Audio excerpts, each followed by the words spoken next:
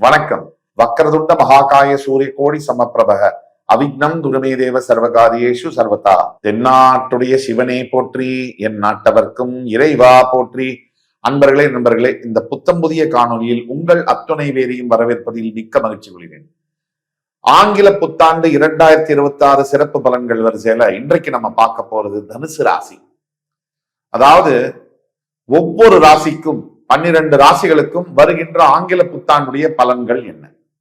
வருகின்ற ஆங்கில புத்தாண்டுல 2 பெரிய கிரக மாற்றங்கள் இருக்கு. ஒன்று சனி பயிற்சி, மற்றொன்று குரு பயிற்சி.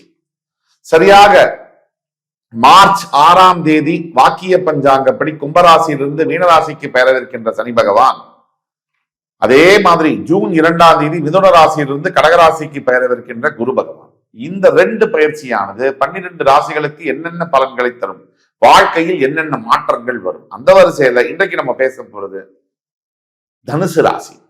காலபுருஷ தத்துவத்துடைய 9ஆம் வீடு என்று சொல்லக்கூடிய தனுசு ராசி. அதாவது தனுசு ராசிக்கு வாக்கிய பஞ்சாங்கப்படி தற்சமயம் 3ஆம் இடத்தில் சஞ்சரித்து வருகின்ற சனி பகவான் 4ஆம் இடத்திற்கு பெயர்ந்து அர்த்தாஷ்டம சனியாக அனுகிரகம் செய்வார்.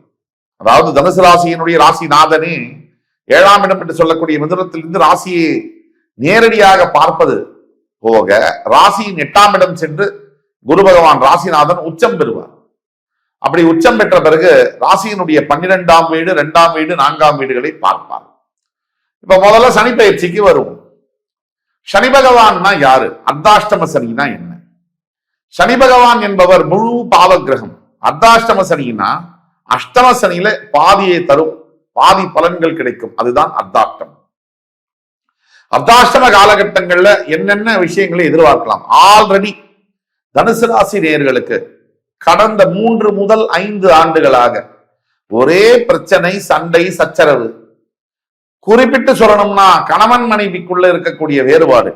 தனுசு ராசி என்பவர்களுடைய வாழ்க்கையில சட்ட சிக்கல்கள், போராட்டங்கள், சொத்துக்கான போராட்டங்கள், உரிமையை விட்டுக் கொடுக்கக்கூடிய நிலைமைகள், உரிமைக்கான போராட்டங்கள், குழந்தைகளுக்கான போராட்டங்கள், தன் உடல் நிலை பாதிப்புகள், ஆரோக்கியம் போய் தனக்கு மனசுக்கு பிடிச்சவங்க தன் வாழ்க்கையை விட்டு பிரியக்கூடிய இந்த பிரச்சனையெல்லாம் சந்திச்சு இப்படி மாறி மாறி மனக்கசப்பு, மன கஷ்டம், துயரங்கள்ல துவண்டு போயிருக்கக்கூடிய தனுசு ராசினியர்களுக்கு ஒன்னே ஒண்ணுதான்.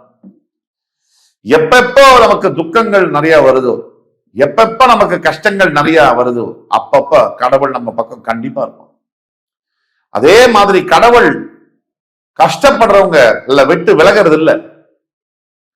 அந்த சனீஸ்வர பகவான் அர்த்தாஷ்டம சனியாக வரும்பொழுது முதல்ல என்ன கவனமாக இருக்கணும் அப்படின்னா, நம்முடைய உடல் ஆரோக்கியத்தில் கவனம் தேவை. அதற்கு பிறகு தாயாருடைய உடல் ஆரோக்கியத்தில் கவனம் தேவை.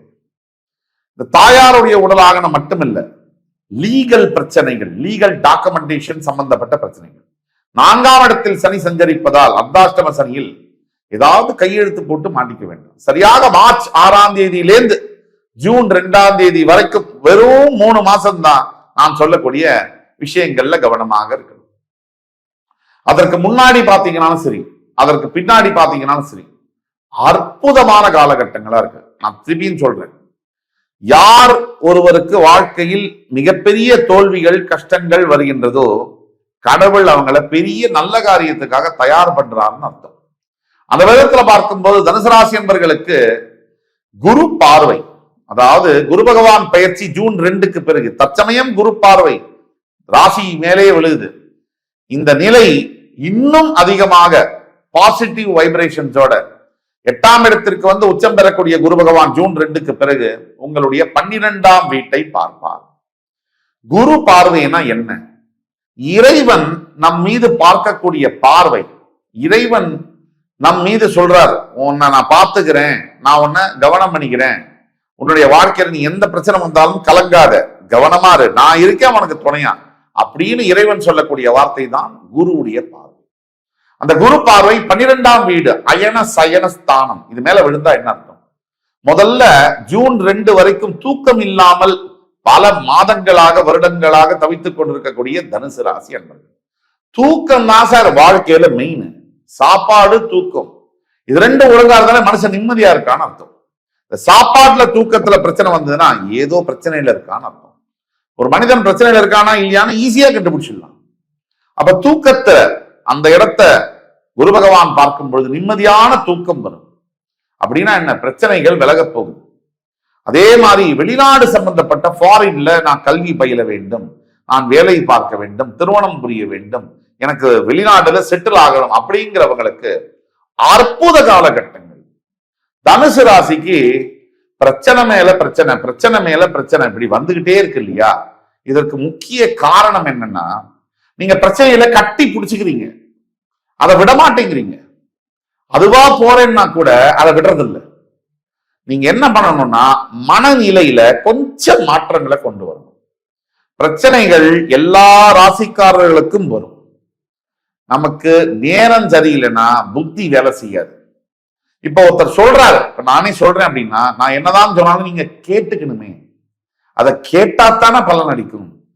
அதை கேட்கறதுலதான் பிரச்சனையே இருக்கு. இவர் என்ன சொல்றது, நாம என்ன கேட்கறது? இவர் என்ன பெரிய ஆளா, இவர் சொல்வதெல்லாம் பொய் அப்படின்னு நினைக்கிறது. அதை நினைக்க வைக்கிறது இல்லையா, அதுதான் விநாச காலம். விநாச காலம்னா தவறான நேரம் இருக்கும் போது நம்முடைய புத்தியும் தவறான சிந்தனைகளை சிந்திக்க வாய்ப்பு கொடுக்கிறது. ஆக தனுசு ராசி நேயர்கள் 12ஆம் வீட்டில் குரு பார்வை விழுந்ததும் அயல் நாடு செல்லக்கூடிய ஃபாரின் கண்ட்ரீஸ்ல செல்லக்கூடிய அனைத்து விஷயங்களும் சக்சஸ்ஃபுல்லா நடக்கும். அடுத்தபடியாக குரு பகவானுடைய பார்வை 7ஆம் பார்வை என்பது உங்களுடைய தனஸ்தானத்தில் போய் விழுது. தனுசு ராசிக்கு பண பிரச்சனையை விட மனப்பிரச்சனையும் உடல் சார்ந்த ஆரோக்கிய பிரச்சனையும் தான் அதிகம். அதனால வரக்கூடிய பண பிரச்சனை. தனஸ்தானத்தின் மீது குரு பார்வை விழுந்தா என்ன, காசு தங்குற இடம். தனகாரகன் ராசிநாதன் தனஸ்தானத்தை பார்ப்பதன் மூலமாக பணம் கையில தங்குற வழியை ஏற்பாடு ஆகும். அதே மாதிரி நீங்க கொடுக்கக்கூடிய வாக்கு என்பது செல்வாக்காக மாறும்.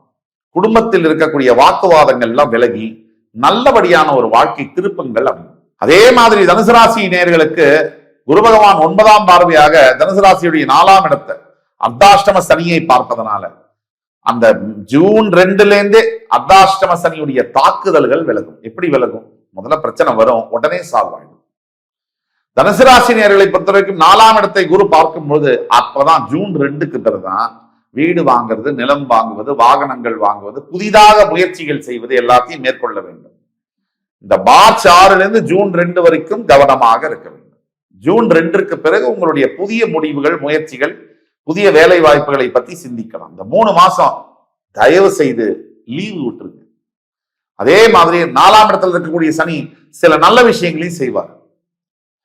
நிலத்தை வாங்க அதுக்கு முன்னாடி பூர்வீகம் சம்பந்தப்பட்ட சொத்துக்கள் இருந்ததுன்னா அது உங்களுக்கு சாதகமான முறையில் உங்கள் கைக்கு வரும். இந்த வேலையும் சனி செய்வார். ஒட்டுமொத்தத்துல தனுசு ராசினியர்களுக்கு நம்ம ஏற்கனவே சொன்ன மாதிரி கடவுள் பிரச்சனையை மறுபடி ஒருத்தர் ஃபேஸ் பண்றாருன்னா கடவுள் உங்களை காப்பாத்தாம விட மாட்டார். தனுசு ராசியை பொறுத்த வரைக்கும் இந்த காலகட்டங்கள் கன்சாலிடேஷன் பீரியட் அப்படின்னு நீங்க எடுத்துக்கணும். ப்ராக்ரசிவ் பீரியட்னு எடுக்கக்கூடாது. ஒரு பில்டிங் கட்டுறதுக்கு முன்னாடி அந்த பில்டிங்குடைய அஸ்திவாரத்தை நம்ம எப்படி கட்டுறோமோ அந்த காலகட்டங்கள்னு நீங்க எடுத்துக்கணும். உங்களுடைய வருங்கால எதிர்கால ராஜயோக வாழ்க்கைக்கான அஸ்திவாரத்தை வரும் ஆங்கில புத்தாண்டு ஜூன் 2ஆம் தேதிக்கு பிறகு நீங்கள் பதிக்க போகிறீர்கள், கட்டப் போகிறீர்கள் என்று சொல்லலாம். பரிகாரம்னு சொன்னா முக்கியமா நீங்க செய்ய வேண்டியது அருகாமையில் இருக்கக்கூடிய ஈஸ்வர ஆலயங்களுக்கு சென்று உங்களால் முடிந்த தான தர்மங்களை செய்வது சூப்பர் பலனை தரும். அதை விட முக்கியமான பரிகாரம், உங்களுடைய அப்பா அம்மா உயிரோடு இருக்காங்கன்னா அவங்கள மரியாதையா நடத்துறதும், அவங்க கிட்ட அன்பா பேசுறதும், அவங்களுக்கு வேணுங்கிற பணிவிடைகளை செய்வதும் அதுதான் முதல் பரிகாரம். அதற்கு பிறகுதான் தெய்வமே வராங்க. மாதா பிதா குரு தெய்வம். நீங்க தான தர்மங்கள் செய்ய வேண்டும். சனீஸ்வரனுக்கு தர்மங்கள் பிடிக்கும். எத்தனையோ தர்மங்கள் செய்ய செய்ய உங்களுடைய வாழ்க்கையில் சனீஸ்வரன் தன்னுடைய தாக்குதலை குறைத்துக் கொள்வார். கண்டிப்பாக வருகின்ற புத்தாண்டு ஜூன் 2ஆம் தேதி வரை கவனமாக இருக்க வேண்டும். அதற்கு பிறகு மிகப்பெரிய வெற்றிகளை நோக்கி உங்கள் வாழ்க்கை பயணப்படும் என்று கூறி அடுத்து வரும் காணொலியில் உங்கள் அத்துணை பேரையும் சந்திக்கும் வரை என் அருமைமிக்க தனுசு ராசி நேயர்களே, உங்களிடமிருந்து விடைபெறுவது உங்கள் சுபாஷ் பாலகிருஷ்ணன். நன்றி, வணக்கம், வாழ்க வளமுடன்.